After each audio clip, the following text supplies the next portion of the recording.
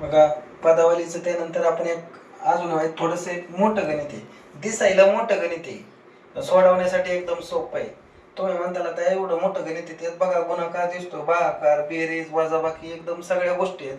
पण एवढं कसं पटकन एकदम सोपं गणित आहे. बघा सोडवायचं कसं, तर असं जर तुम्हाला हे वाटत असेल तर काय करायचं आपण, बघा इथं अधिकचं चिन्ह आहे, इथं वजाचं चिन्ह आहे, बरोबर.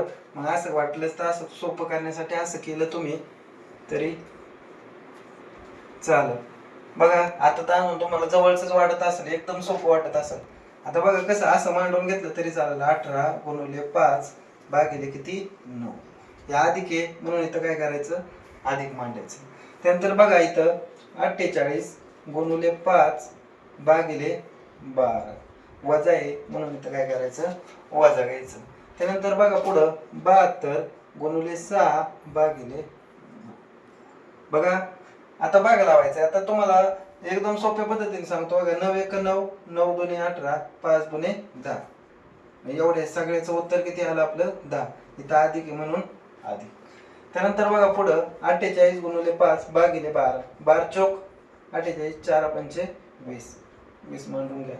हे ह्याचं पण उत्तर संपलं. नंतर वाचा 9 8 72, बरोबर. राहिलेल्या संख्येचा गुणाकार करा, 8 6 48, बरोबर.